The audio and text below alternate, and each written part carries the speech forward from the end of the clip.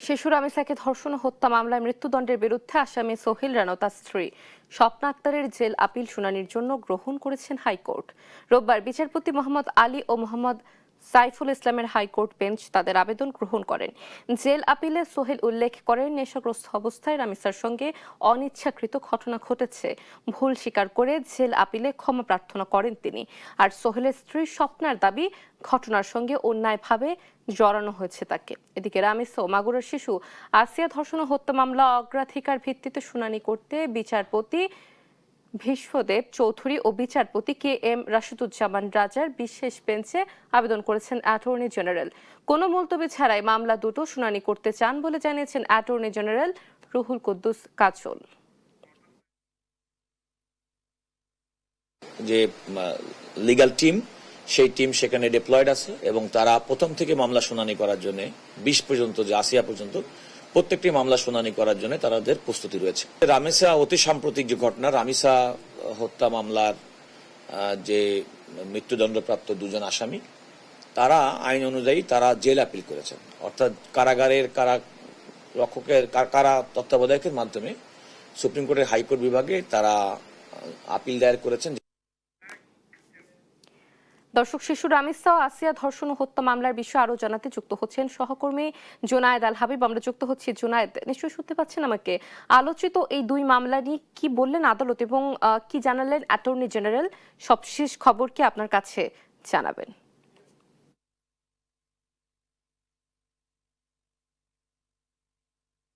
হত্যা মামলার যে আসামি রয়েছেন সোহেল রানা এবং স্বপ্না খাতুন, আপনারা ইতিমধ্যে জানেন যে তারা আসলে বিচারিক আদালতে তাদের মৃত্যুদণ্ডাদেশ দেওয়া হয়েছে এবং সেই মৃত্যুদণ্ডাদেশের বিরুদ্ধে তারা গত রাতে জেল আপিল করেছেন এবং সেই আপিলটি কিন্তু আজকে গ্রহণ করেছেন হাইকোর্টের বিচারপতি মোহাম্মদ আলী এবং বিচারপতি মোহাম্মদ সাইফুল ইসলামের দ্বৈত বেঞ্চ কিন্তু আজকে আপিলটি গ্রহণ করেছেন।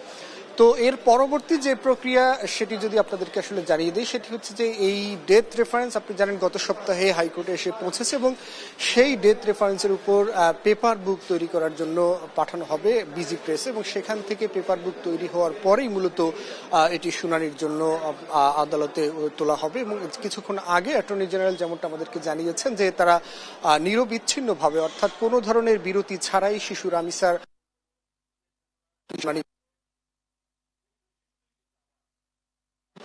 একটি বিশেষ বেঞ্চ গঠন করে দিয়েছেন নারী ও শিশু নির্যাতন দমন যে মামলাগুলো রয়েছে সেগুলো শুনানির জন্য এবং সেই বেঞ্চের আজকে কিন্তু কার্যক্রম শুরু হয়েছে এবং আমরা সকালে যতটুকু জেনেছি যে দুটি মামলা মূলত আজকে এই শুনানির জন্য কার্যতালিকায় রয়েছে। একটি হচ্ছে আপনারা জানেন মাগুরার শিশু আসিয়া এবং হত্যা মামলা, একই সঙ্গে ফেনীর মাদ্রাসা ছাত্রী নুসরাত রাফি হত্যা মামলাটি আসলে কজ লিস্টে রয়েছে, যদিও আসলে এখন পর্যন্ত কোনো শুনানি কার্যক্রম শুরু হয়েছে বলে আমরা জানতে পারিনি।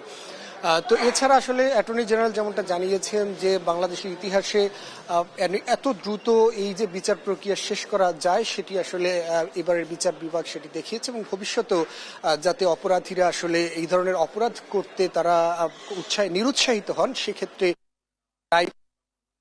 কাজ করবে। এছাড়া আপনাদেরকে আরেকটি তথ্য জানিয়ে রাখি, সেটি হচ্ছে যে জেল আপিলে আসামি সোহেল রানা তিনি উল্লেখ করেছেন যে নেশাগ্রস্ত অবস্থায় অনিচ্ছাকৃতভাবে তিনি আসলে শিশু রামিসার সাথে যেই নৃশংস কার্যক্রম তিনি ঘটিয়েছেন সেটির জন্য তিনি ক্ষমা প্রার্থনা করেছেন এবং একই সঙ্গে তার স্ত্রী স্বপ্না খাতুন তিনি জানিয়েছেন যে অন্যায়ভাবে আসলে তাকে এই মামলায় জড়ানো হয়েছে এবং সেক্ষেত্রে তিনি আসলে এই মামলা থেকে খালাস চেয়েছেন। তো আসলে দেখা যাবে হাইকোর্টে শুনানি শেষে আসলে উচ্চ আদালত তাদের কি বিচার রায় দেন এবং সেটি আসলে তাদের যে বিচারিক আদালতের মৃত্যুদণ্ডাদেশ দেওয়া হয়েছে সেটি আসলে বহাল রাখেন নাকি কাউকে আসলে সাজা কমিয়ে দেন সেটি আমরা হয়তো শুনানির পরে উচ্চ আদালতের রায়ের মাধ্যমে আপনাদেরকে পরবর্তীতে জানিয়ে দিতে পারবো। তো এই ছিল এখন পর্যন্ত আমার কাছে।